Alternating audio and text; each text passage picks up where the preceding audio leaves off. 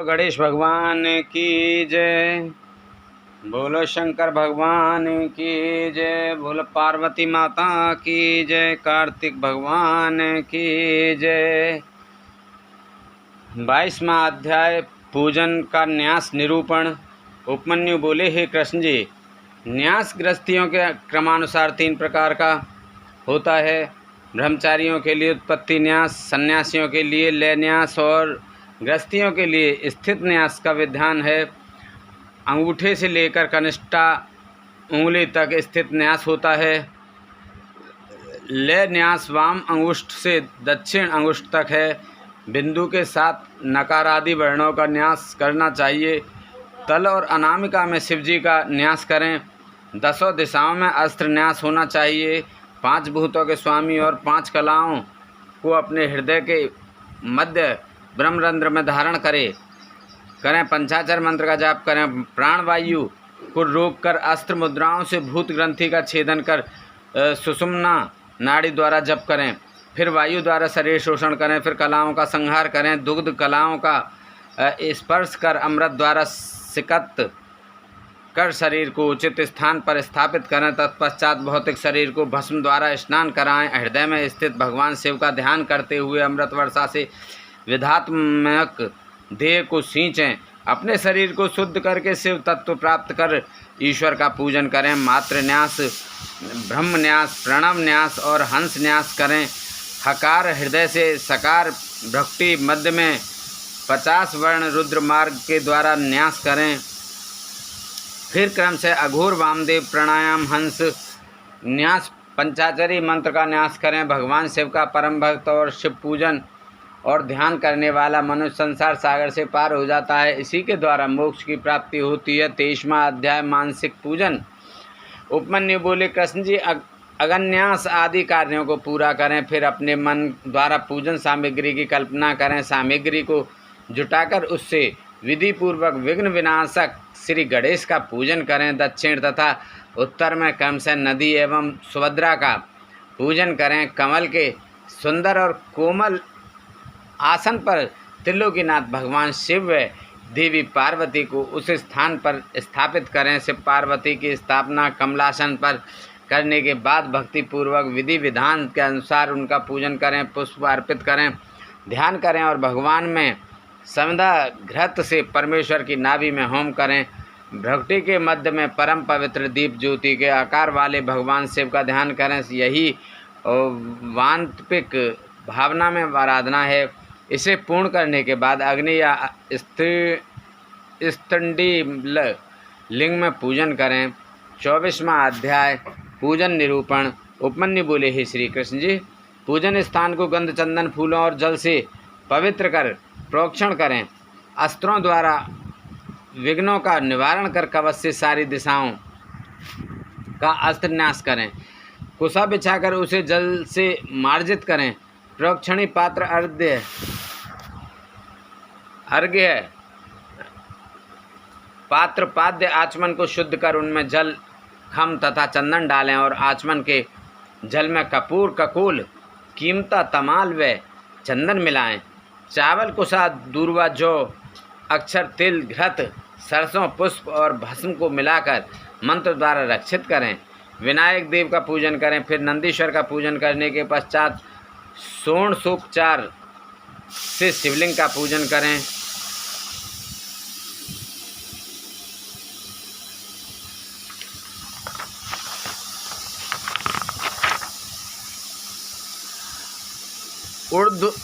ऊर्ध्व भाग में कमलासन रखें। कमल दल 8 प्रकार की सिद्धि देने वाला है। वामादिक शक्तियाँ बीज हैं। भगवान शिव का पूजन करें। पंचगव्य द्वारा स्नान कराएं। फिर आंवले और हल्दी से इसका लेप करें। देव स्नान कराकर सुंदर वस्त्र, यज्ञ एवं यज्ञोपवीत धारण कराएं। पाद्य अर्घ्य, आचमन, धूप, दीप, नैवेद्य, गंध, पुष्प, भूषण जल, मुखवास कर रत्न जड़ित मुकुट एवं आभूषण चढ़ाएं। फिर भगवान शिव पार्वती की आरती उतारें। आरती की थाली को शिवलिंग के सामने 3 बार घुमाकर माथे पर सुगंधित भस्म धारण करें। फिर अपनी पूजा अर्चना में रह गई त्रुटि के लिए भगवान से क्षमा याचना करें। इस प्रकार पूजन करने से परम फल की प्राप्ति होती है। 25वां अध्याय नित्य कृत्य विधि। उपमन्यु बोले, हे श्री कृष्ण जी, दीपदान करने से पहले आरती एवं पूजन भी किया जाना चाहिए। सर्वप्रथम ईशान देव से लेकर सद्योजात तक भगवान शिव का जाप करें। पहले आवरण में हृदय से लेकर अस्त्र न्यास कर पूजन करें। पूर्व में इंद्र, दक्षिण में यम, पश्चिम में वरुण, उत्तर में कुबेर, अग्निकोण में अग्नि, नेत्रिति और निरृति में वायु की पूजा करनी चाहिए। कमल के बाहर वज्रादि आयुधों का पूजन करना चाहिए। तत्पश्चात सभी स्थानों से 8 लोकपालों का पूजन कर माँ जगदम्बा का पूजन कर उनकी आराधना करें। योग, ध्यान, जप और होम कृत्यों में 6 तरह का नैवेद्य होना चाहिए। उसके बाद कपूर, कंकुल, जावित्री, कस्तूरी, केसर, मृगमध, सुगंधित पुष्प आदि अर्पण कर घी का दीपक जलाएं। फिर हाथी दांत से निर्मित आसन, दिव्य छत्र, चंवर, भीरी और पतंग चढ़ाएं। अपनी सामर्थ्य के अनुसार किया गया शिव पूजन उत्तम फल देने वाला होता है। शिवजी में अनन्य भक्ति रखने वाले प्राणी को अवश्य ही मुक्ति प्राप्त हो जाती है। 36वां अध्याय सागोपांग पूजन। उपमन्यु बोले, हे कृष्ण जी, शिव पूजन पर परम फलदायक है। बड़े बड़े पापी, ब्रह्म हत्यारे, चोर, व्यभिचारी पुरुष यदि शिव पूजन करें तो उनके सभी पाप नष्ट हो जाते हैं। इसलिए पतितों को शिव पूजन अवश्य करना चाहिए। शिव पंचाक्षरी मंत्र का जाप करने से बंधन में पड़े मनुष्य बंधन से मुक्त हो जाते हैं। अनेकों योनियों में जीवन व्यतीत करने के पश्चात हमें मनुष्य योनि मिली है। जो मनुष्य इस अलभ्य मनुष्य देह को पाकर भी शिव पूजन नहीं करता, उसका जन्म सफल नहीं होता। इसलिए प्रत्येक मनुष्य को भक्तिपूर्वक त्रिलोकीनाथ भगवान शिव का पूजन आराधन अवश्य करना चाहिए। भगवान शिव के पूजन के समान अन्य कोई भी धर्म नहीं है।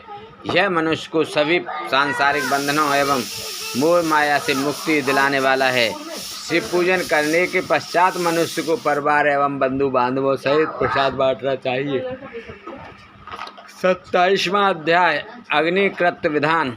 उपमन्यु बोले, हे कृष्ण जी, अग्निकृत तो कुंड, स्थल, स्त्रीडिल, वेदी, लोहे के पात्र अथवा मिट्टी के पात्र में कर्तव्य है। उसमें विधि पूर्वक अग्नि की स्थापना करनी चाहिए और फिर हवन करना आरंभ करें। सबसे पहले कुंड का निर्माण करें। कुंड के चारों ओर 3 मेखला होनी चाहिए। फिर कुंड के योनि की रचना करें। कुंड को गोबर से लीपकर उसे अग्नि में तपाएं और तत्पश्चात उस पर वेदोक्त सूत्र लिख दें।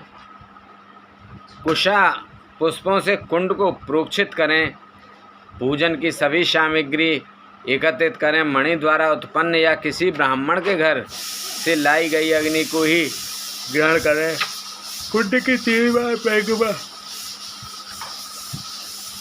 की 3 बार परिक्रमा कर अग्नि बीज मंत्र का उच्चारण करते हुए कुंड में अग्नि स्थापित करें। फिर दक्षिण दिशा में विश्व शिव पूजन कर मंत्र न्यासादि कर घी में धेनु मुद्रा दिखाकर शोभा को तपाकर प्रोक्षण करें। फिर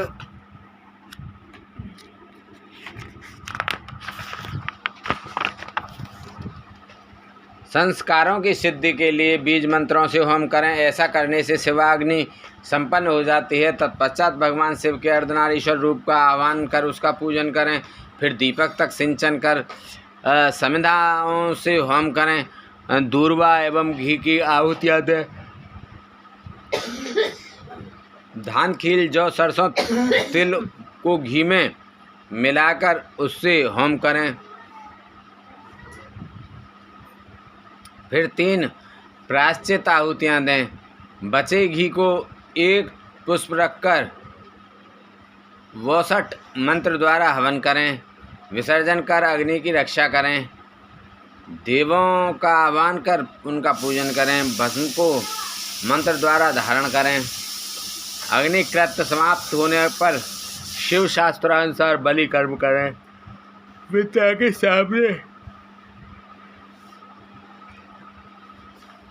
विद्या के सामने गुरु मंडल की रचना करें और उस पर आसन बिछाकर फूल से गुरु पूजन करें। फिर निर्धनों को भोजन कराकर स्वयं भोजन करें। फिर आचमन कर शिव मंत्र को जपते हुए ध्यान करें।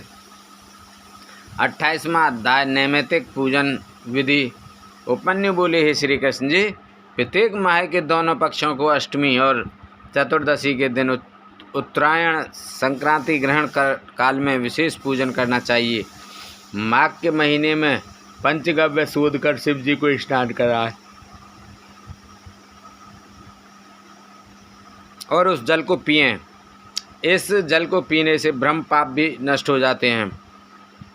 पौष माह में पुण्य नक्षत्र में भगवान शिव की आरती करें। माघ में मघा नक्षत्र में कंबल और घी का दान करें। फाल्गुन के उत्तरा फाल्गुनी नक्षत्र के दिन बहुत बड़ा उत्सव करें। चित्रा नक्षत्र में चैत्र माह में शिवजी का ढोला उत्सव करें। वैशाख के विशाखा नक्षत्र में फूल मंडली उत्सव करें। जेठ महीने के मूल नक्षत्र में शीतल जल का कुंभ दान करें। आषाढ़ के उत्तराषाढ़ा में पवित्र व्रत धारण करें। श्रावण माह के श्रवण नक्षत्र में प्राकृत प्रकार के सभी बंडल बनाकर उनका पूजन करें। उत्तरा भाद्रपद नक्षत्र में प्रोक्षण करें। पूर्वाषाढ़ा नक्षत्र में जल कीड़ा करें। असौज में खीर खाएं। शतभिक्षा नक्षत्र में अग्नि कर्म करें। कार्तिक में कृतिका नक्षत्र पर सहस्त्र दीपक जलाकर उनका दान करें। मृगशिर महीने के आंद्रा नक्षत्र में स्नान करें। अपने द्वारा किए गए किसी बुरे कार्य के लिए भगवान शिव से क्षमा याचना करें और बुरे कार्यों के लिए प्रायश्चित करें।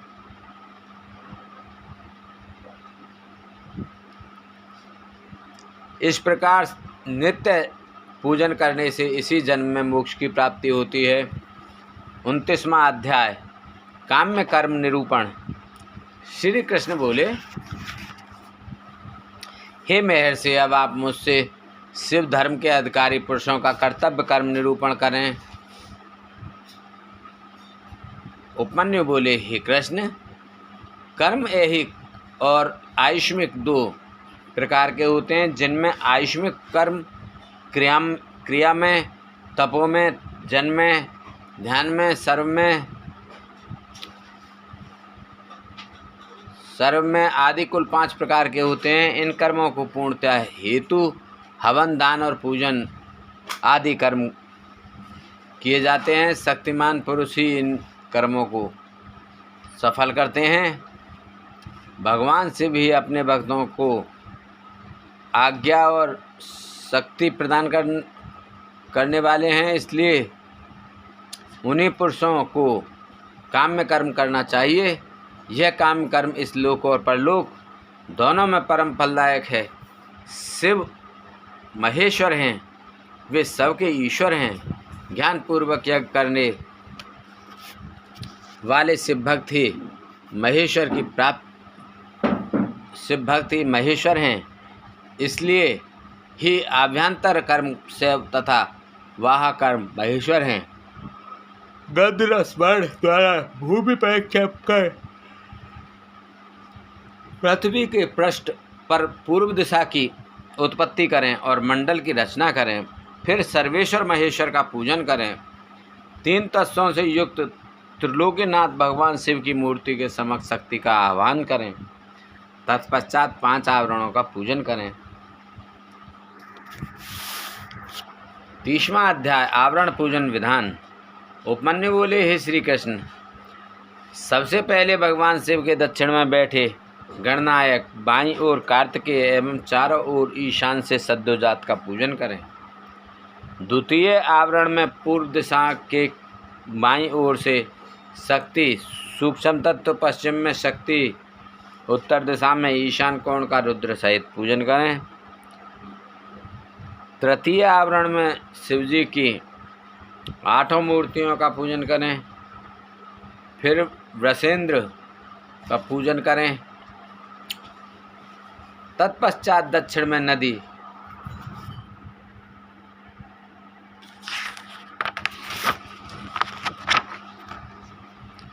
उत्तर में महाकाल शास्त्रों अग्निकोण एवं मृतकाओं का दक्षिण दिशा में पूजन करें। श्री गणेश को नैऋत्य कोण में पूजें। पश्चिम में कार्तिक, वायव्य में ज्येष्ठा, उत्तर में गौरी व ईशान कोण में चंड का पूजन करें। चौथे आवरण में सर्वप्रथम ध्यान करें, फिर पूर्व में भानु, दक्षिण में ब्रह्मा, पश्चिम में रुद्र, उत्तर में श्री हरि विष्णु का पूजन करें। आदित्य, भास्कर, भानु, रवि का पूजन करने के बाद 8 ग्रहों का पूजन करें। 5वें आवरण में देव योनि का पूजन करें और फिर देवेश का पूजन करते हुए पंचाक्षरी मंत्र का जाप करें। पूजन करने के बाद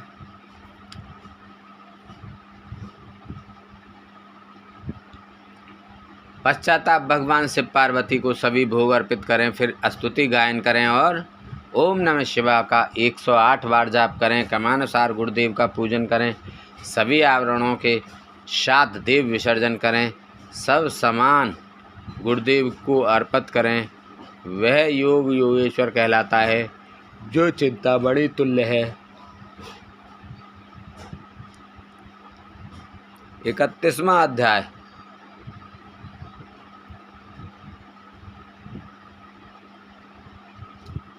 शिव स्तोत्र निरूपण। उपमन्यु बोले, हे श्री कृष्ण, अब मैं आपको पंचवर्ण नामक पवित्र स्तोत्र सुनाता हूँ। हे जगन्नाथ, प्रकृति से सुंदर नित्य चेतन स्वरूप की सदा जय जयकार हो। हे सरल स्वभाव वाले पवित्र चरित्रवान सर्वशक्ति संपन्न पुरुषोत्तम, तुम्हारी सदा ही जय हो। हे मंगल मूर्ति कृपा निदान देवादिदेव, मैं आपको प्रणाम करता हूँ। भगवान, पूरा संसार आपके वश में है। प्रभु, आप सब पर कृपा करके अपने भक्तों की कामनाओं को पूरा करें। हे जगदम्बा, हे मातेश्वरी, आप हम सब भक्तों के मनोरथों को पूरा कीजिए। हे गणनायक, हे स्कंददेव, आप भगवान शिव की आज्ञा का पालन करने वाले और उनके ज्ञान रूपी अमृत को पीने वाले भगवान, आप मेरी रक्षा करें। हे 5 कला के स्वामी, आप मेरी अभिलाषा पूरी करें। हे 8 शक्तियों के स्वामी, आप सर्वेश्वर शिव की आज्ञा से हमारी कामनाएं पूरी करें। हे 7 लोकों की माता, आप मेरी प्रार्थना स्वीकार करें। हे विघ्न विनाशक, आप हमारे शुभ कार्यों में आने वाले सभी विघ्नों को दूर करें। इस प्रकार यह आवरण स्तोत्र अत्यंत शुभ है। प्रतिदिन इस कीर्तन को श्रवण करने वाला पापों से छूटकर मोक्ष को प्राप्त होता है। 20वां अध्याय। सिद्ध कर्मों का निरूपण। उपमन्यु बोले, श्री कृष्ण जी, सर्वप्रथम प्राणवायु को जीतना चाहिए, क्योंकि इस पर विजय प्राप्त होने से सब वायुओं पर विजय मिल जाती है। क्रमानुसार अभ्यस्त किया गया प्राणायाम सब दोषों को हटा देता है। यह शरीर की भी रक्षा करता है। जब प्राण वायु पर विजय प्राप्त हो जाती है तो विष्ठा, मूत्र, कफ सभी मंद पड़ जाते हैं। श्वास वायु लंबी तथा देर से आने लगती है। हल्कापन, द्रुत गमन, उत्साह, बोलने में चातुर्य, सभी रोगों का विनाश सब प्राणायाम की सिद्धि से पूरे हो जाते हैं। इंद्रियों को वश में करने का नाम प्रत्याहार है, क्योंकि इंद्रियां ही विषयों में संलग्न होती हैं। सभी इंद्रियों को वश में कर लेना ही परम सुखकारी होता है। यही विद्वानों को ज्ञान और वैराग्य प्रदान करता है। अपनी इंद्रियों को वश में कर लेने से आत्मा का उद्धार होता है। अपने हृदय को एकाग्र करना और शिव चरणों में समर्पित कर देना ही सांसारिक बंधनों से मुक्ति प्रदान करता है। 33वां अध्याय। लिंग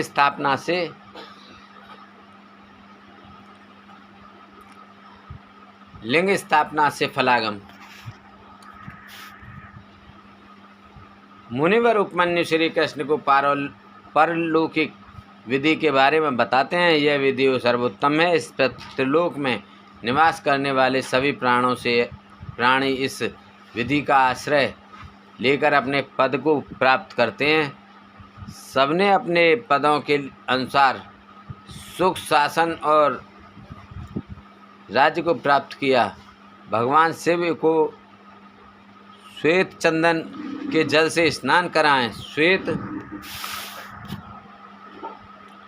कमल से ही उनका पूजन कर हाथ जोड़कर प्रणाम करें। उन्हें कमल के ही आसन पर विराजमान करें। धातु का शिवलिंग बनाकर उसका पूजन करें।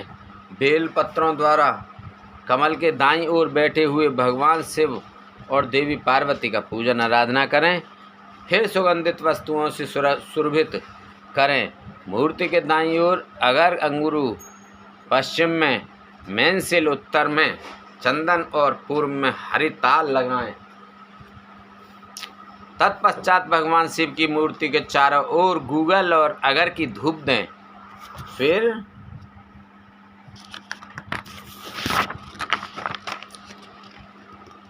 उन्हें नए वस्त्र पहनाएं। फिर उन्हें खीर का नैवेद्य अर्पित कर घी का दीपक जलाएं। मंत्रोच्चारण करते हुए शिवजी की परिक्रमा करके हाथ जोड़कर प्रार्थना करें और अपने द्वारा किए गए अपराधों के लिए क्षमा याचना करें। इस प्रकार पूजन करने से मोक्ष की प्राप्ति होती है।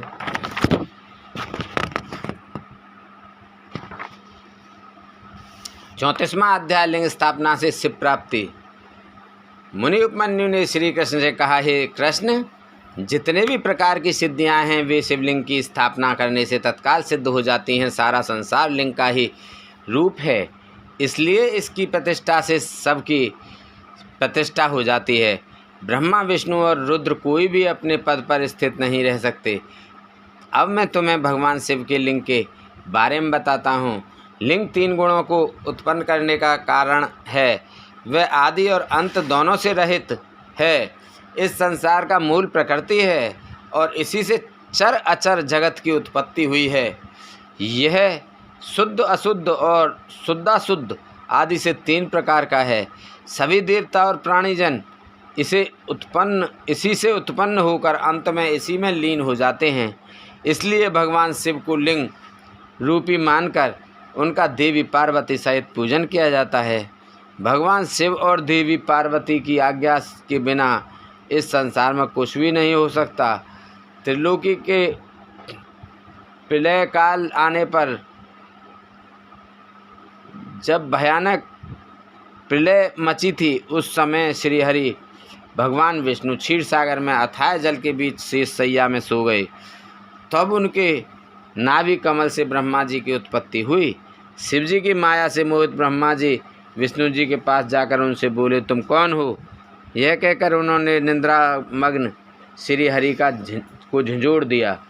तब जाकर श्री हरि ने आश्चर्य से अपने सम्मुख खड़े व्यक्ति को देखकर पूछा, पुत्र, तुम कौन हो और यहाँ क्यों आए हो? यह सुनकर ब्रह्मा जी को क्रोध आ गया।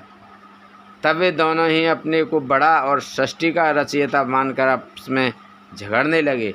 जल्दी ही बढ़ते बढ़ते बात युद्ध तक पहुँच गई और ब्रह्मा जी विष्णु में भयंकर युद्ध होने लगा। तब त्रिलोकीनाथ भगवान शिव उस युद्ध को रोकने के लिए दिव्य अग्नि के समान प्रज्वलित लिंग रूप में उनके बीच में प्रकट हो गए। उन्हें देखकर दोनों आश्चर्यचकित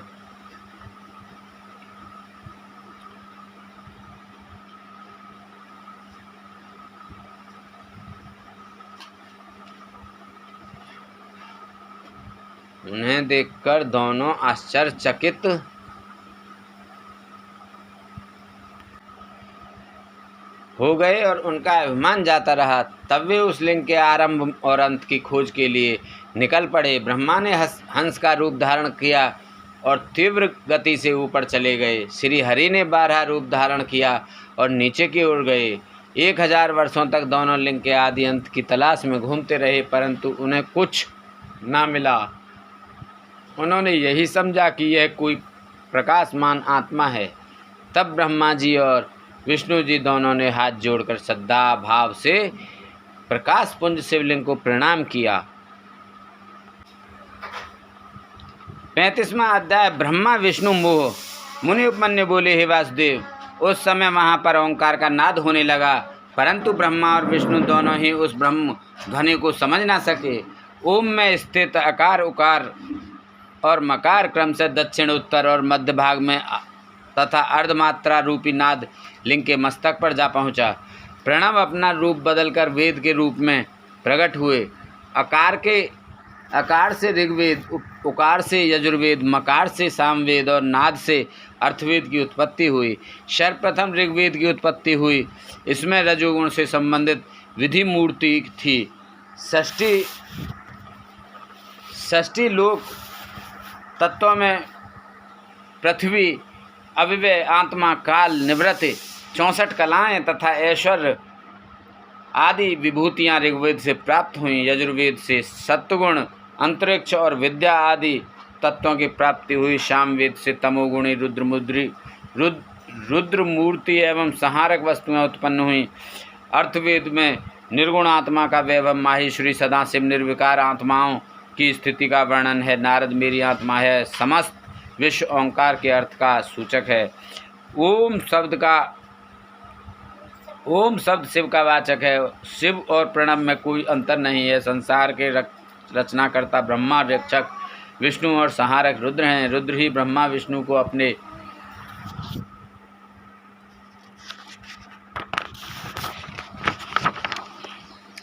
नियंत्रण में रखते हैं। वे शिव ही सब कारणों के कारण हैं। आप दोनों बिना बात ही एक दूसरे के दुश्मन बने हैं, इसलिए मैं आपके बीच शिवलिंग रूप में उत्पन्न हुआ हूँ। यह सुनकर ब्रह्मा और विष्णु दोनों का ही अभिमान टूट गया और वे भगवान शिव से बोले, हे ईश्वर, आपने हमें अपने चरण कमलों के दर्शन का सुअवसर प्रदान किया है। हम धन्य हो गए, हमारा अपराध क्षमा करें।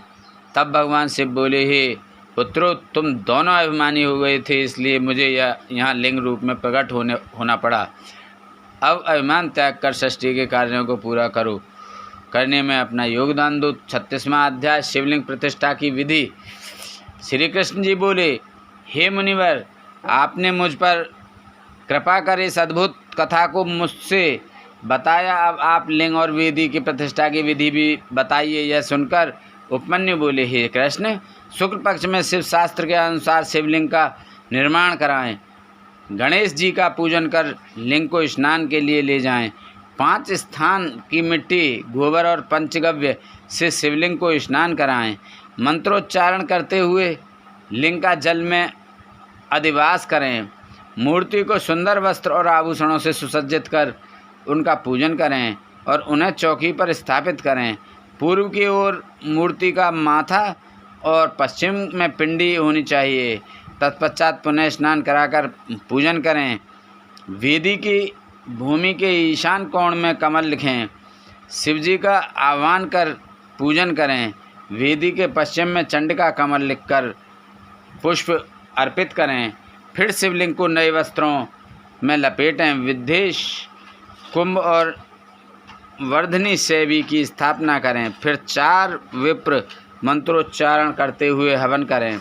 108 घी की आहुतियों से हवन करें। हवन के पश्चात पूर्णाहुति दें। फिर महापूजन आरंभ करें। 10 कलशों के जल में शिव मंत्र पढ़कर अंगूठे और अनामिका द्वारा मृतिका मंत्र जाप करें। फिर उस जल में शिवलिंग का अभिषेक करें। फिर विदेश के घट से अभिषेक करें। तत्पश्चात दोनों हाथ जोड़कर भक्ति भावना से भगवान शिव का देवी पार्वती सहित स्तुति करते हुए आह्वान करें। फिर पंचोपचार से उनका पूजन करें। पूजन करने के पश्चात हाथ जोड़कर क्षमा याचना करें। फिर अन्य मूर्तियों को भी इसी विधि से स्थापित करें। सब कार्यों के पूर्ण हो जाने पर आचार्य को यथावत दक्षिणा देकर उसके चरण छूकर आशीर्वाद प्राप्त करें। 37वां अध्याय योग निरूपण। मुनि उपमन्यु बोले, हे केशव, अब मैं आपको योग विधि के बारे में बताता हूँ, जिसके द्वारा सभी विषयों से निवृत्त हो अंतकरण की सब वृत्तियाँ शिवजी में स्थित हो जाएं। वह परम योग है। योग 5 प्रकार का होता है: मंत्र योग, स्पर्श योग, भाव योग, अभाव योग और महायोग। मंत्रों का उनके अर्थ सहित ज्ञान होना महायोग कहलाता है। मंत्रों को प्राणायाम द्वारा सिद्ध करना स्पर्श योग कहलाता है। जब जिह्वा मंत्रों को स्पर्श ना करते हुए भी उनका जाप करती है तो वह भाव योग कहलाता है। प्रलय के समय से संबंध पूरे संसार का विचार अभाव योग कहलाता है। जब साधना करने वाले की सभी मानसिक प्रवृत्तियां भगवान शिव से जुड़ जाएं और वह नित्य शिव चिंतन में मग्न रहे, ऐसी दशा महायोग कहलाती है। सांसारिक बंधनों से मुक्ति की कामना करने वाले मनुष्य ही इस चिंतन और वैराग्य को अपने जीवन में अपनाकर महायोग को प्राप्त करते हैं। हमारे शरीर में रहने वाली प्राणवायु को रोकना प्राणायाम कहलाता है।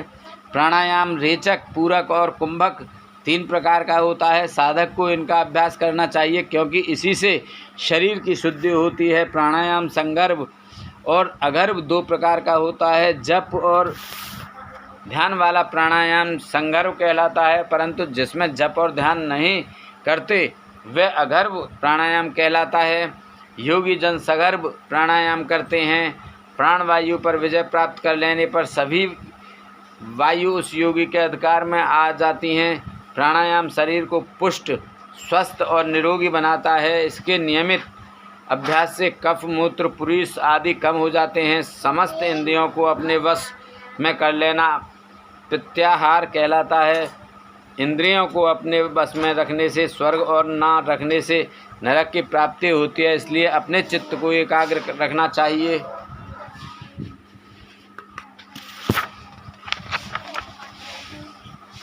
भगवान शिव जो कि सबके ईश्वर हैं, त्रिलोकीनाथ हैं, का ध्यान करने से योगी का कल्याण होता है। अपने पूरे शरीर के साथ साथ इंद्रियों पर काबू पाने से आत्मा का उद्धार होता है। 48वां अध्याय योग गति में विघ्न। उपमन्यु बोले, हे केशव, आलस्य, व्याधि, प्रमदा, स्थान संशय, चित्त का एकाग्र न होना, अश्रद्धा, दुख, वैमनस्य आदि योग में पड़ने वाले विघ्न हैं। इन विघ्नों को सदा शांत करते रहना चाहिए। इन सब विघ्नों को शांत होने पर 6 उपसर्ग उत्पन्न हो जाते हैं। प्रथमा श्रवण, वार्ता, दर्शन, आस्वादन, वेदना आदि भोग में के विषय हैं। यथार्थ ज्ञान प्राप्त हो जाने पर भी विप्र कष्ट नहीं होता, यही प्रथमा है। यत्न के बिना जब सब कुछ हमें सुनाई देने लगता है उसे श्रवण कहते हैं। सभी प्राणियों की बात को जानना और समझ लेना वार्ता कहलाता है। बिना कोई कोशिश किए जब सब कुछ आसानी से दिखाई देने लगे तो उसे दर्शन कहते हैं। दिव्य पदार्थों के स्वाद का नाम आस्वादन है। वेदना को सभी प्रकार के स्पर्शों का ज्ञान माना जाता है। योगी उपसर्ग पाकर सिद्ध हो जाता है। 39वां अध्याय योग वर्णन। उपमन्यु बोले, हे केशव, त्रिलोकीनाथ भगवान शिव का सभी योगी मुनि ध्यान करते हैं। इसी के द्वारा सिद्धियां प्राप्त होती हैं। सबने और निर्विषय आदि ध्यान कहे गए हैं। निर्विषय ध्यान करने वाले अपनी बुद्धि के विस्तार में ध्यान करते हैं और ब्रह्मा के में प्रवेश करते हैं। सविषय ध्यान सूर्य किरणों को आश्रय देने वाला होता है। शांति, प्रशांति, दीप्ति, प्रसाद ये दिव्य सिद्धियां देवी का ध्यान करते हुए प्राणायाम द्वारा सिद्ध होती हैं। ब्रह्मा और अभ्यंतर अंधकार का विनाश प्रशांति और सभी आपत्तियों का नाश शांति है। ब्रह्मा अभ्यंतर प्रकाश का दीप कहा जाता है। जब हमारी बुद्धि शुद्ध हो जाए यही प्रसाद है। बाहर भीतर के सभी कार्य पूर्ण होने पर सब कारण प्रसिद्ध हो जाते हैं। भगवान शिव जो साक्षात परमेश्वर हैं का भक्तिपूर्वक ध्यान करने से सभी पाप तत्काल नष्ट हो जाते हैं। बुद्धि का प्रवाह ध्यान एवं स्मरण से होता है। समस्त ऐश्वर्य, अणिमा आदि सिद्धियां एवं मुक्ति भगवान शिव का स्मरण एवं ध्यान करने से मिलती हैं। देवादिदेव महादेव जी का ध्यान मोक्ष प्रदान करने वाला है, इसलिए ज्ञानी मनुष्यों को शिव ध्यान एवं स्मरण अवश्य करना चाहिए। ज्ञान योग यज्ञों से बढ़कर फल देता है। महायोगी योग सिद्ध कर लोकहित और लोक कल्याण हेतु लोक भ्रमण करते रहते हैं। वे विषय वासना को तुच्छ मानते हैं और सब इच्छाओं को त्याग कर वैराग्य ले लेते हैं। वे शिव शास्त्रों में वर्णित विधि के अनुसार अपनी देह का त्याग कर देते हैं। इससे उन्हें मुक्ति प्राप्त हो जाती है। भगवान शिव में अगाध भक्ति और श्रद्धा रखने वाले ज्ञानी मनुष्यों को इस सांसारिक मोह माया से मुक्ति मिल जाती है और वे जन्म मरण के चक्कर से मुक्त होकर परम शिव धाम को प्राप्त कर लेते हैं। 40वां अध्याय मुनियों का नैमिषारण्य गमन। सूत जी बोले, हे मुनियों, महर्षि उपमन्यु ने भगवान श्री कृष्ण को ज्ञान योग उपदेश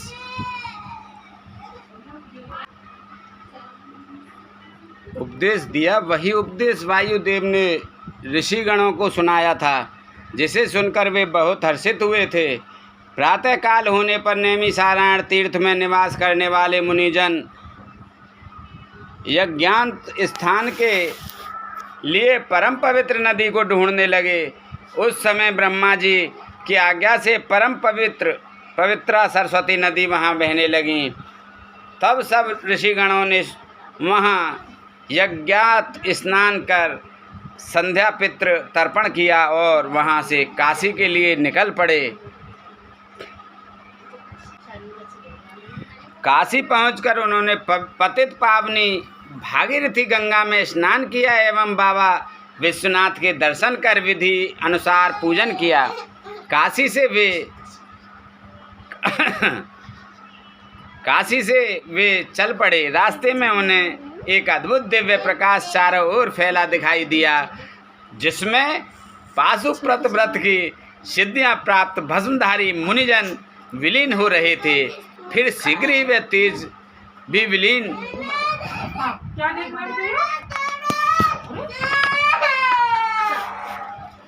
हो गया। यह देखकर नैमिषारण्य के सभी मुनिजन ब्रह्मा जी से मिलने ब्रह्मलोक चल दिए। वहाँ पहुंचकर उन्होंने ब्रह्मा जी को प्रणाम कर उनकी स्तुति की। मुनीश्वर बोले, हे जगत पिता ब्रह्मा जी, वायुदेव ज्ञानोपदेश देकर वहाँ से चले आए। तब हम सबने यज्ञ कर यतांत स्नान से निवृत्त हो काशी नगरी की ओर प्रस्थान किया। वहाँ गंगा में स्नान कर बाबा विश्वनाथ के दर्शन किए। वहाँ हमें एक अद्भुत तेज के दर्शन हुए। उस तेज में अनेक तपस्वी विलीन हो रहे थे। कुछ समय पश्चात वह तेज स्वयं विलीन हो गया। उसे देखकर मैं बहुत आश्चर्य हुआ। भगवान वह क्या था? ऋषिगणों के प्रश्न को सुनकर ब्रह्मा जी बोले, हे ऋषिगणों, आपने बहुत समय यज्ञ करके देवादिदेव भगवान शिव को प्रसन्न किया है। उस दिव्य तेज में प्रवेश करने वाले पाशुपत वेदधारी मुनि थे। उसके दर्शन का यही अर्थ है कि आपको शीघ्र ही दिव्य लोक की प्राप्ति होने वाली है। इसलिए आप मोक्ष प्राप्त करना हेतु पाशुपत व्रत धारण करें।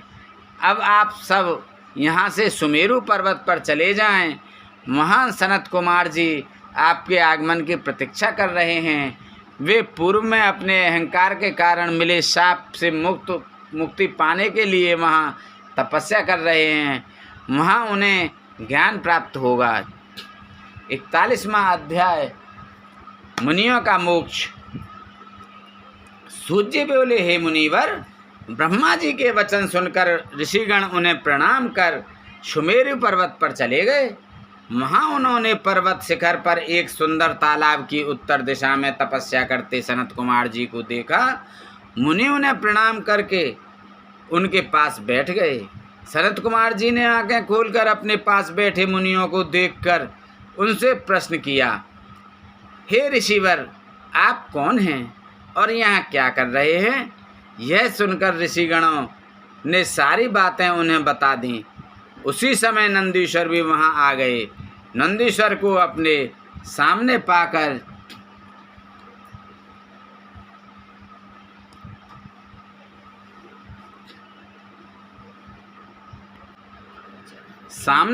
सभी मनुष्यों और सनत कुमार जी ने आसन से उठकर उन्हें दंडवत प्रणाम किया और हाथ जोड़कर प्रणाम करने लगे।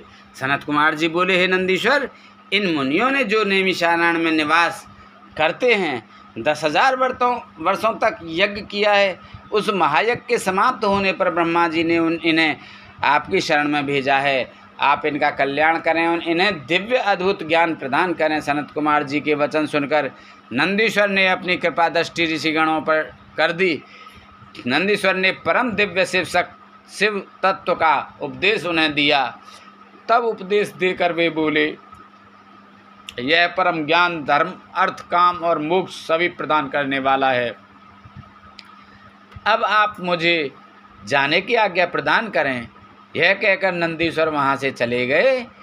इसके पश्चात सभी ऋषिगण प्रयाग तीर्थ चले गए और वहाँ उन्होंने अपना महान योग पूरा किया। योग पूर्ण होने पर उन्हें ज्ञात हुआ कि कलयुग आ रहा है। यह देखकर वे नैमिषारण्य मुनि काशी चले गए। वहाँ मुक्ति की कामना करते हुए उन्होंने पाशुपत व्रत धारण किया। उनकी सिद्धि सफल हुई और वे शिव पद को प्राप्त हुए। श्री व्यास जी बोले, इस प्रकार यह शिव पुराण पूर्ण हुआ। इस शिव पुराण को आदरपूर्वक पढ़ने अथवा सुनने से सभी पाप नष्ट हो जाते हैं। इसे प्रथम बार पढ़ने या सुनने से सारे पाप भस्म हो जाते हैं। दोबारा श्रवण से भक्तिहीन को भक्त को भक्ति की समृद्धि प्राप्त होती है। तीसरी बार श्रवण करने से मुक्ति मिल जाती है। अपनी मनोकामना पूर्ण करने हेतु इसका 5 बार पाठ करना चाहिए। प्राचीन काल में शिव पुराण का 7 बार पाठ कर अनेक राजाओं, ब्राह्मणों और वैश्यों ने साक्षात शिव दर्शन किए। इस पवित्र ग्रंथ को भक्ति पूर्वक सुनने वाला मनुष्य संसार में सभी सुखों को भोग कर मोक्ष को प्राप्त कर लेता है। शिव पुराण भगवान शिव को बहुत प्रिय है। यह वेदों के समान भोग और मोक्ष देने वाला है। शिव पुराण का पाठ करने वाले मनुष्य पर देवादिदेव की सदा कृपा दृष्टि रहती है। वे सदा सबका कल्याण करते हैं। श्री वायवी संहिता संपूर्ण, शिव पुराण संपूर्ण। बोलो शंकर भगवान की जय। बोलो पार्वती माता की जय। बोलो गणेश भगवान की जय। बोलो कार्तिक भगवान की जय। ओम जय शिव ओंकारा, स्वामी भज शिव ओंकारा। ब्रह्मा विष्णु सदा शिव, ब्रह्मा विष्णु सदा शिव, अर्धांगिनी धारा। ओम जय शिव ओंकारा। एकानन चतुरानन पंचानन राजय, स्वामी पंचानन राजय। हंसानन गरुड़ासन, हंसानन गरुड़ासन, वाहन साज। ओम जय शिव ओंकारा।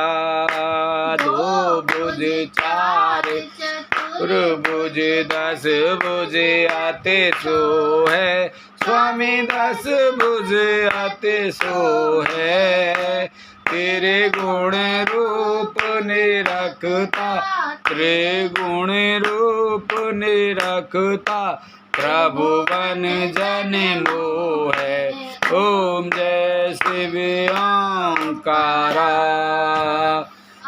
माला वनमाला रुंड माला धारे, स्वामी रुंड माला धारे। चंदन मृग मद सोहे, चंदन मृग मद सोहे, भोले शुभकारी। ओम जय शिव ओंकारा।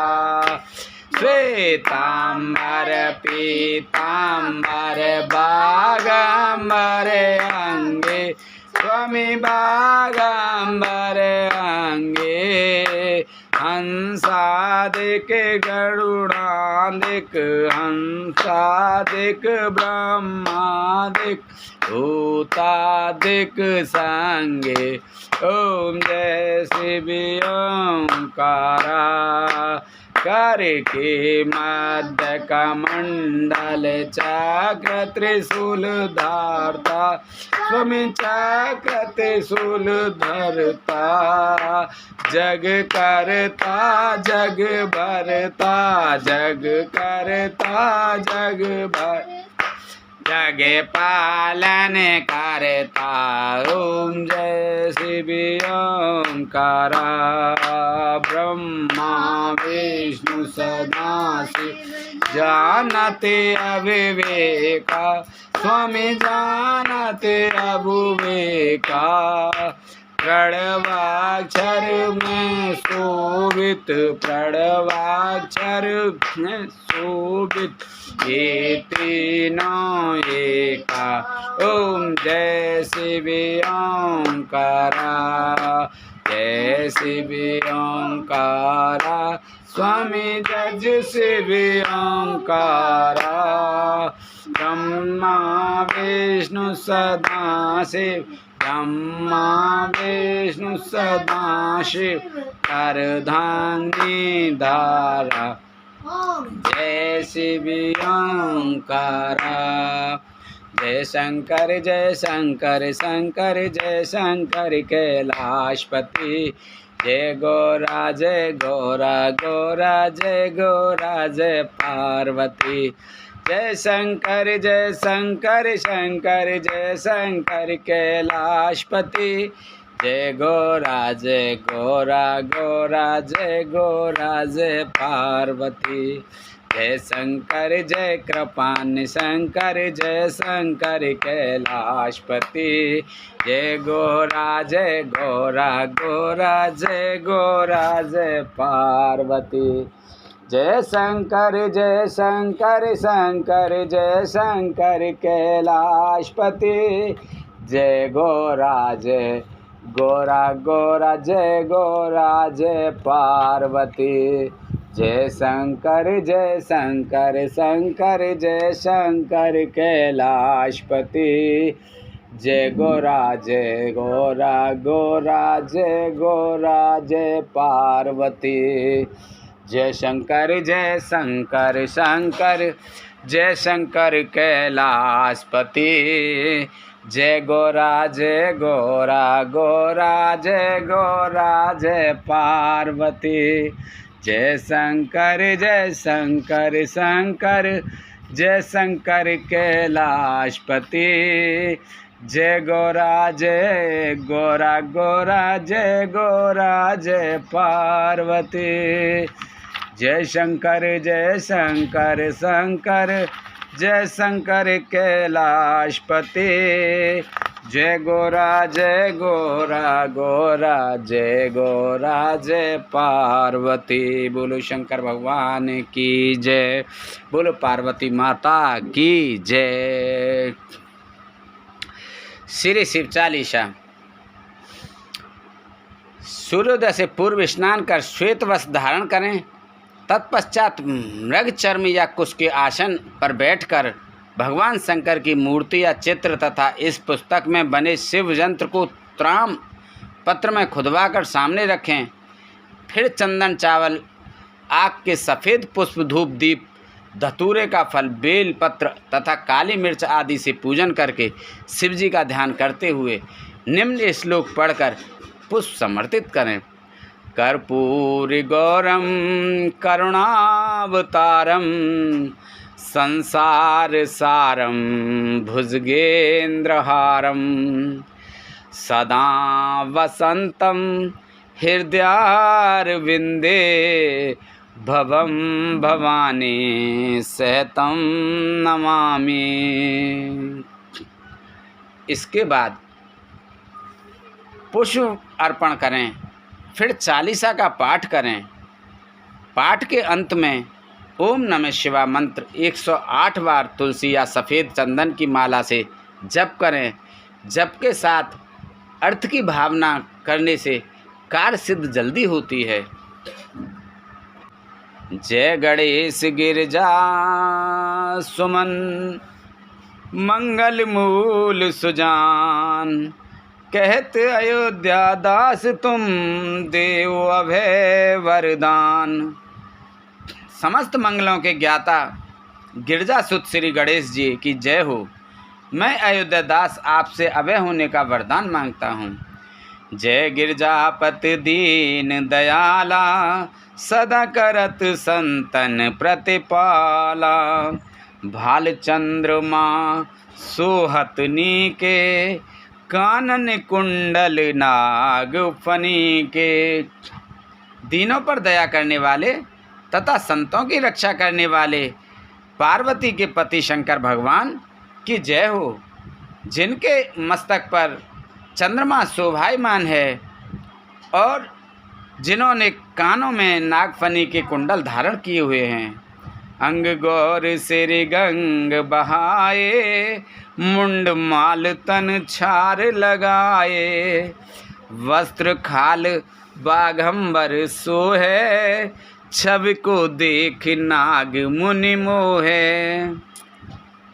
जिनके अंग गौरवर्ण हैं, सिर से गंगा बह रही है, गले में मुंडमाला है और शरीर पर भस्म लगी हुई है, जिन्होंने बागंबर धारण किया हुआ है, ऐसे शिव की शोभा देखकर नाग और मुनि भी मोहित हो जाते हैं।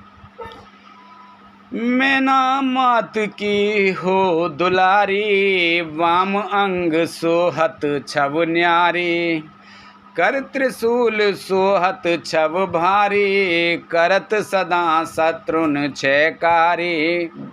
महारानी मैना की दुलारी पुत्री पार्वती उनके वाम भाग में सुशोभित हो रही हैं, जिनके हाथ का त्रिशूल अत्यंत सुंदर प्रतीत हो रहा है। वही निरंतर शत्रुओं का विनाश करता रहता है। नंद गणेश सोहें तह कैसे, सागर मध्य कमल हों जैसे। कार्तिक श्याम और गणराऊ, या छब को कही जात न काऊ। भगवान शंकर के समीप नंदी व गणेश जी ऐसे सुंदर लगते हैं जैसे सागर के मध्य कमल। श्याम कार्तिकेय और उनकी करोड़ों गणों की छवि का बखान करना किसी के लिए संभव नहीं है। देवन जब ही जाए पुकारा, तब ही दुख प्रभु आप निवारा। कियो उपद्रव तारक भारी, देवन सब मिल तुम ही जुहारी। हे प्रभु, जब जब भी देवताओं ने पुकार की, तब तब आपने उनके दुखों का निवारण किया है। जब तारकासुर ने उत्पात किया, तब सब देवताओं ने मिलकर रक्षा करने के लिए आपकी गुहार की। तुरत सड़ानन आप पठाए, लबो निमेष में मार गिराए। आप जलंधर असुर सहारा, सुयस तुम्हार विदित संसारा। तब आपने तुरंत स्वामी कार्तिकेय को भेजा, जिन्होंने क्षण मात्र में ही तारकासुर राक्षस को मार गिराया।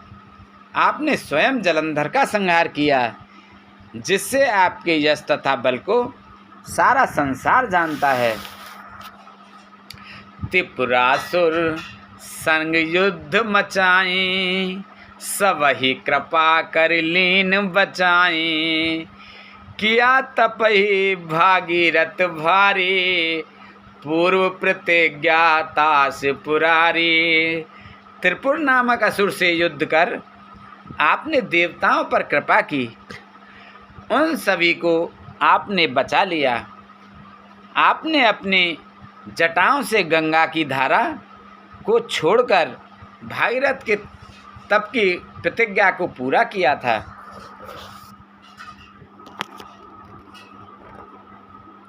दानिन में तुम समको नाही, सेवक अस्तुति करत सदाही।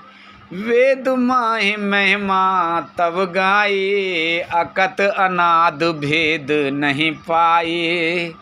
संसार के सभी दानियों में आपके समान कोई दानी नहीं है।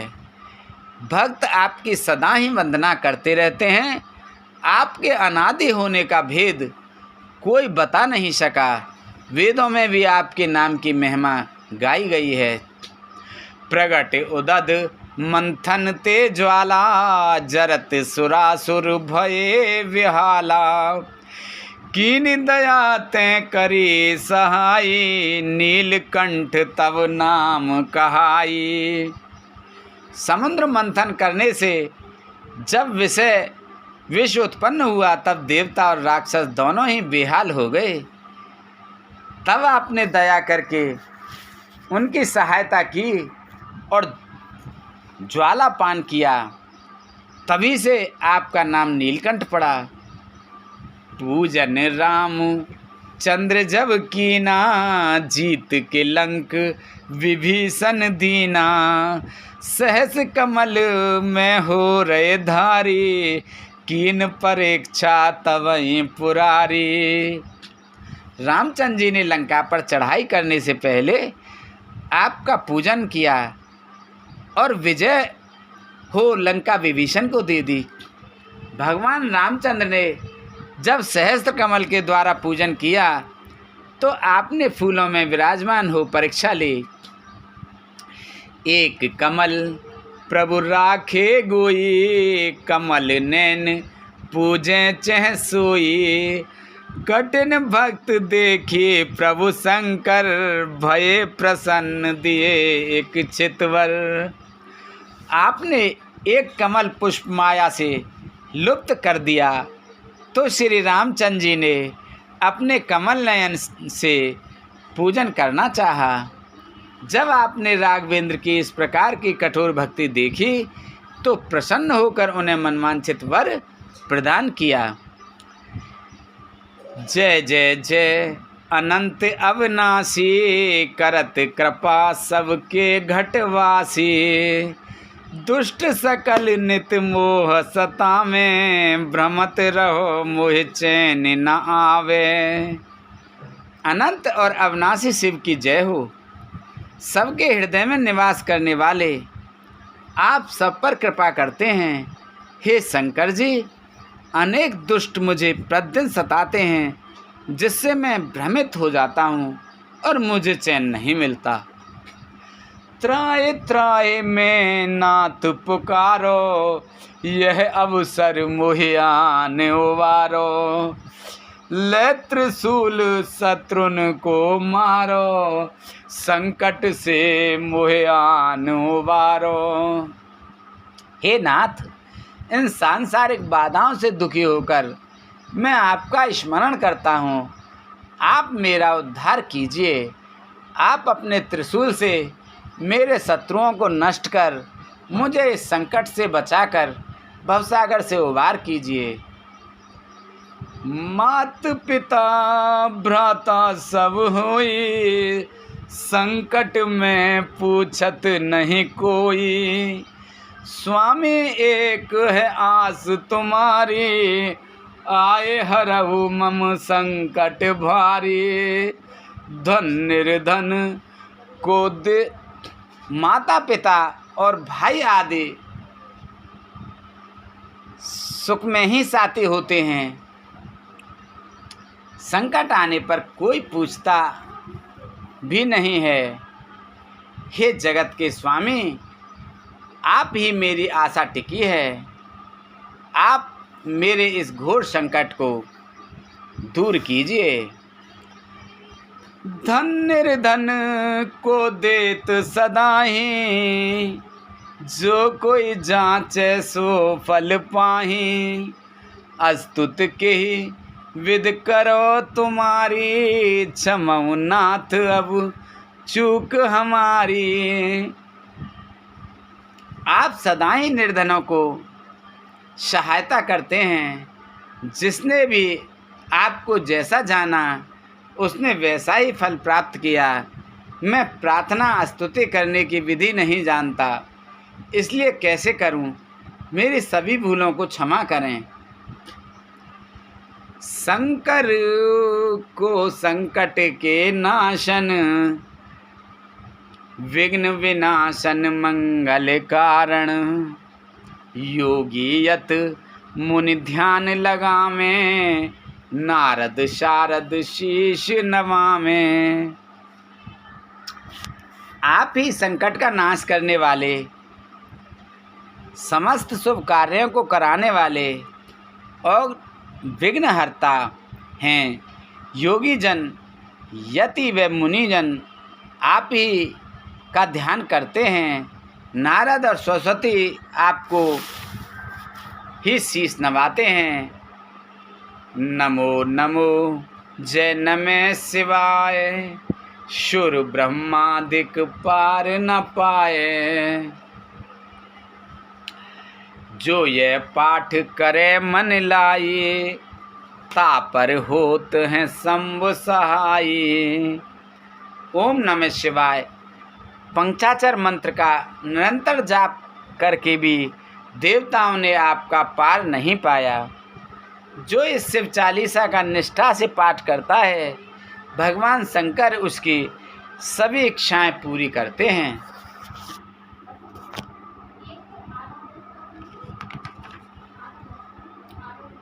ऋनिया जो कोई हो अधिकारी, पाठ करे सो पावनहारी। पुत्र होने की इच्छा जोई, निश्चय शिव प्रसाद ते होई। यदि ऋणी कर्जदार इसका पाठ करे तो वह ऋण मुक्त हो जाता है। पुत्र प्राप्ति की इच्छा से जो इसका पाठ करेगा, निश्चय ही शिव की कृपा से उसे पुत्र प्राप्त होगा। पंडित त्रयो दसी को लावे, ध्यान पूर्वक होम करावें। त्रयोदशी वित करें हमेशा, तन नहीं ताके रहे कलेसा। प्रत्येक मास की त्रयोदशी को घर पर पंडित को बुलाकर श्रद्धा पूर्वक पूजन व हवन करना चाहिए। त्रयोदशी का व्रत करने वाले व्यक्ति के शरीर और मन को कभी कोई कलेश दुख नहीं रहता। धूप दीप नैवेद्य चढ़ावें, शंकर सन्मुख पाठ सुनावें। जन्म जन्म के पाप नसावें, अंत धाम शिवपुर में पावें। धूप दीप और नैवेद्य से पूजन करके शंकर जी की मूर्ति या चित्र के सामने बैठकर यह पाठ करना चाहिए। इससे समस्त पाप नष्ट हो जाते हैं और अंत में शिवलोक में वास होता है, अर्थात मुक्ति हो जाती है।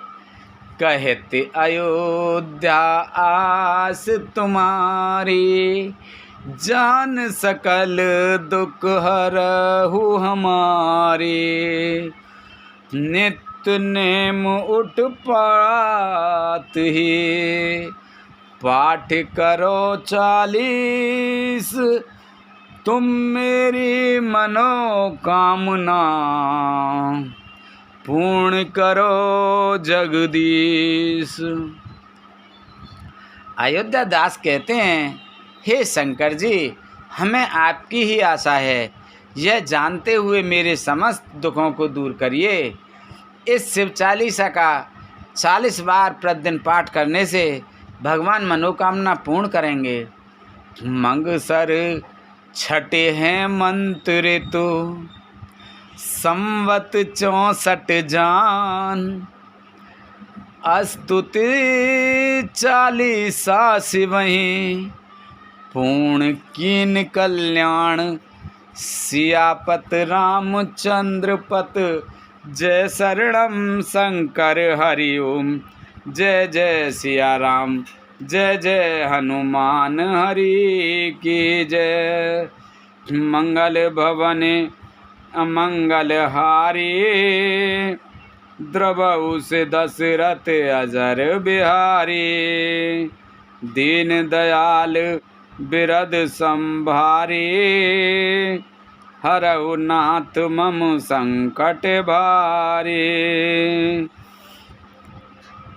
अब सोहु कृपा करऊ एहि भांति, सब तज भजन करें दिन राति। सुनसिय सत्य आशीष हमारी, पूर्ण हुए मन कामना तुम्हारी।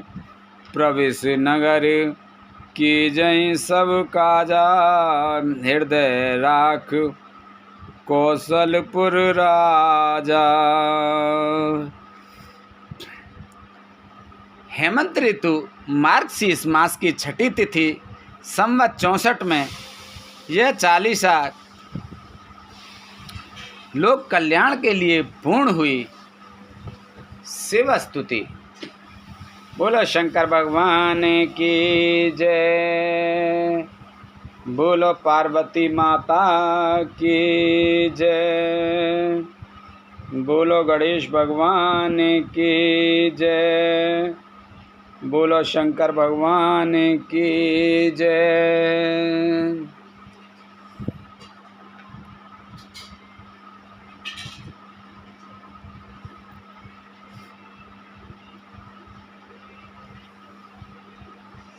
शिव स्तुति। श्री गिरजापति वंद कर, चरण मध्य शिर नाय। कहत अयोध्या दास तुम हो पर हो सहाय। मैं अयोध्या दास माता पार्वती के पति भगवान शंकर की वंदना करता हूँ। वह उनके चरणों में शीश नवाकर प्रार्थना करता हूँ कि वे मेरी सहायता करें।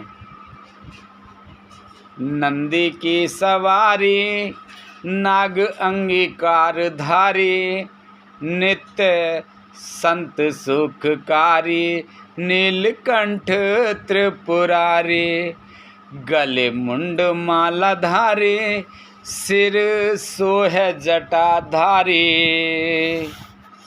वाम अंग में बिहारी, गिरजा सुतवारी हैं।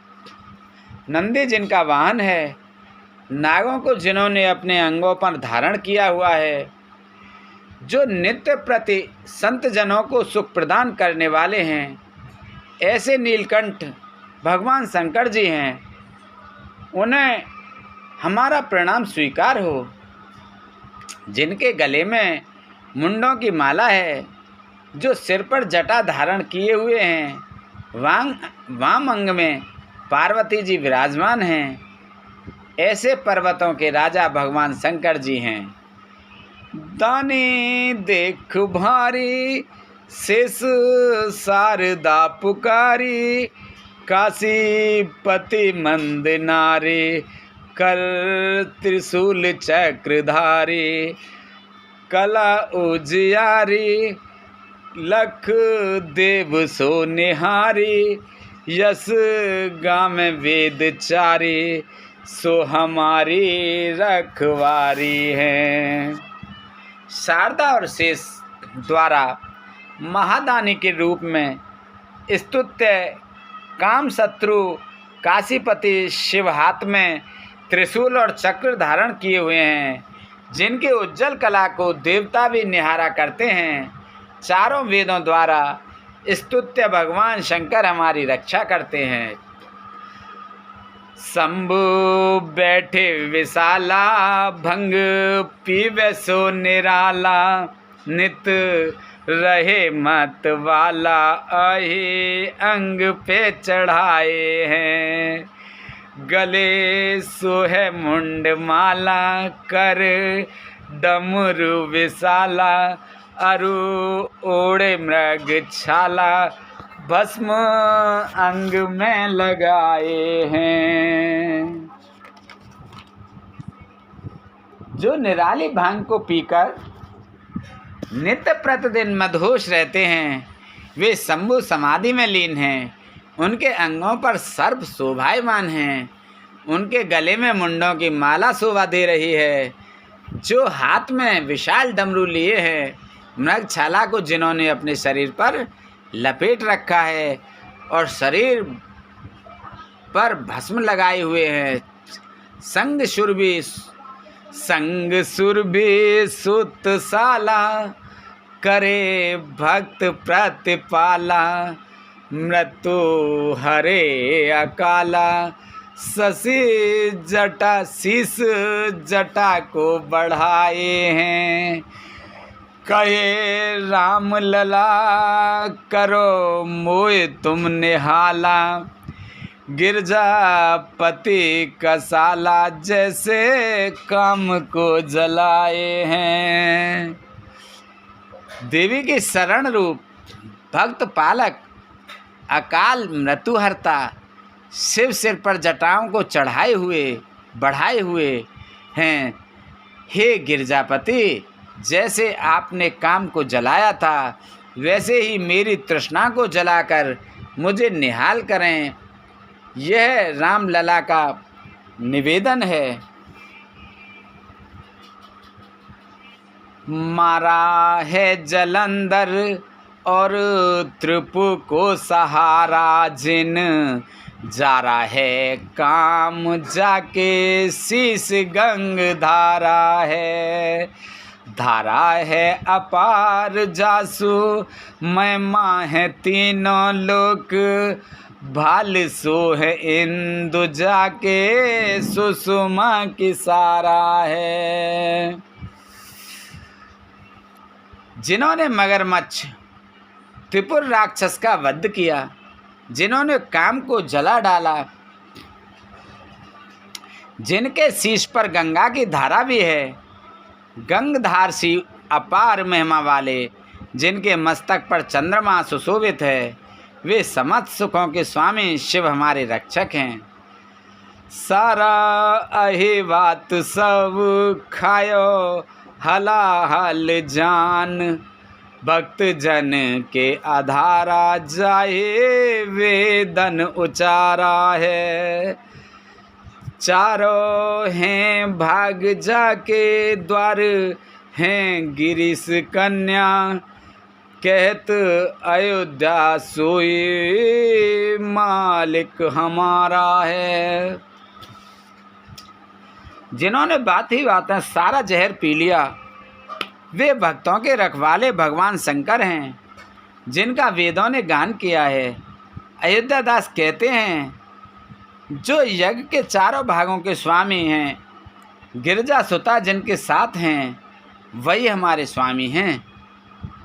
अष्ट गुरु ज्ञानी जाके मुख वेदवानी शुभ, सोहे भवन में भवानी सुख संपत लहा करे।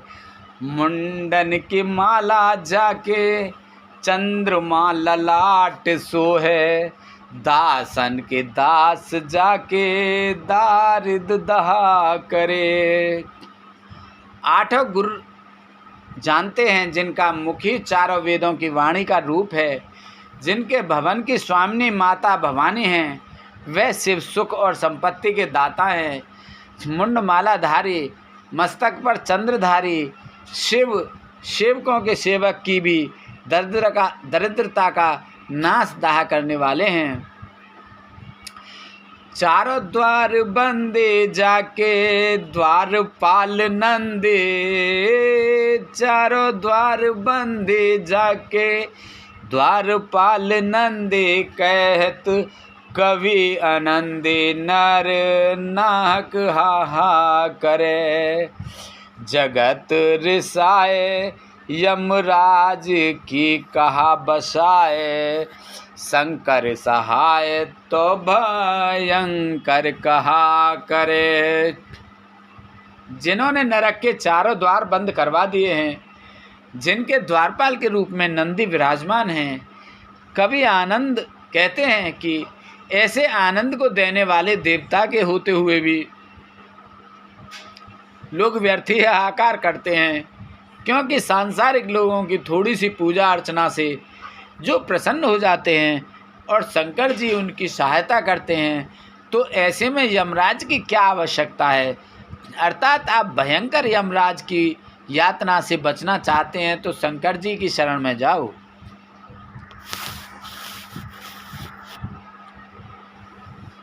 गौर शरीरम सवैया, गौर शरीर में गौर विराजत, मोर जटा सिर सोहत जाके, नागन को उपवीत लसे अरु, भाल विराजत है ससिता के।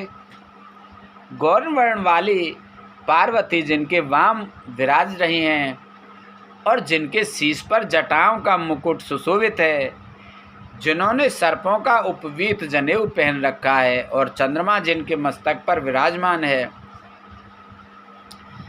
दान करे पल में फलचार और टारत अंक लिखे विदना के, शंकर नाम निशंक सदा ही भरोसे रहे निस्वासरता के।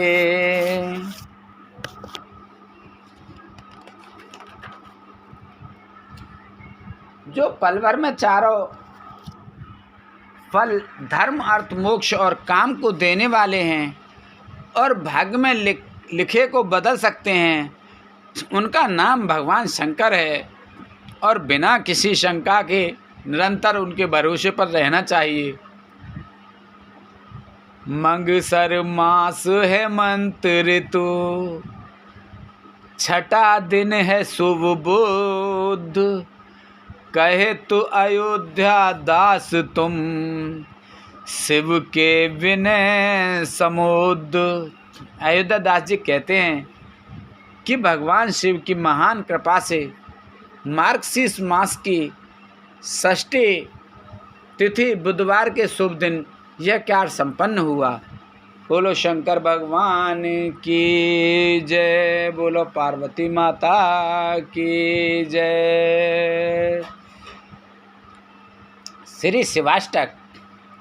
आदि अनादि अनंत अखंड, अवेद सुवेद बतावे, अलख अगोचर रूप महेश को, जोगी जति मुन ध्यान न पावे, आगम निगम पुराण सवे, इतिहास सदा जिनके गुण गावे, बड़भागी नर नार सोई जो, साब सदा शिव को नित धावे, सुजन सुपालन सृजन सुपालन ले लीला हित, जो विद हरि हरि रूप बनावे, एक ही आप विचित्र अनेक सुवेश बनाई के लीला रचावे, सुंदर षष्ठी सुपालन कर, जग पुण्य बन काल जुखाय पचावे, बड़भागी नर नाई नारी सुजो, साब सदा शिव को नित्य ध्यावे, अगुण अनीह अनामे अज, अविकार सहज निज रूप धरावे, परम सुरम्य बसन आभूषण, सज मुनि मोहन रूप करावे, ललित ललाट बाल विदु बिल से, रतनहार उर पे लहरावे, बड़भागी नर नार सोई जो, साब सदा शिव को नित ध्यावे, अंग विभूत रमाय मसान की, विस्मय भुजगनि को लपटावे, नर कपाल कर मुंड माल गल, भालु चर्म सब अंग उड़ावे, घोर दिगंबर लोचन तीन, भयानक देख के सब थर्रावे, बड़भागी नर नार सोई जो, साब सदा शिव को नित ध्यावे, मुनि मृकुंड सुत की गाता सुच, अजहूं विज्ञ जन पाए सुनावे,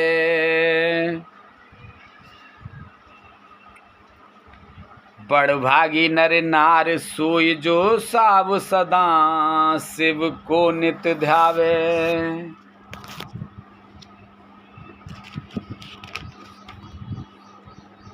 चार चारे जो फूल धतूरे के बेल के पात और पान चढ़ावे, गाल बजाए के बोल जो हर हर महादेव धुन जोर लगावे, तिनई महाफल दिए सदा शिव सहज ही भुक्ति मुक्त सो पावे, बड़ भागी नर नार सोई जो साव सदा शिव को नित ध्यावे, बिनस दोष दुख दुरुत दैन्य दारिद्र्य नित्य सुख शांति मिलावे, आस तोष हर पाप ताप सब निर्मल बुद्ध चित्त बकसावे, असरन सरन काट भव बंधन भव जिन भवन भव्य बुलवावे, बड़ भागी नर नार सोई जो साव सदा शिव को नित ध्यावे,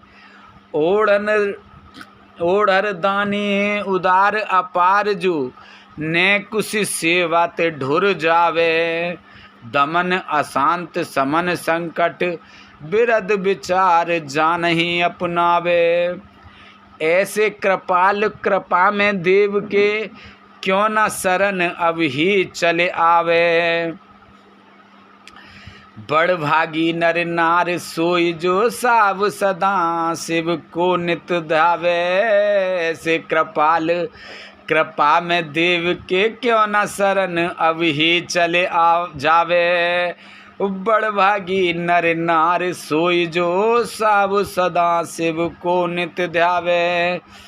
बोल शंकर भगवान की जय, बोल पार्वती माता की जय, बोलो गणेश भगवान की जय, बोलो कार्तिक भगवान की जय।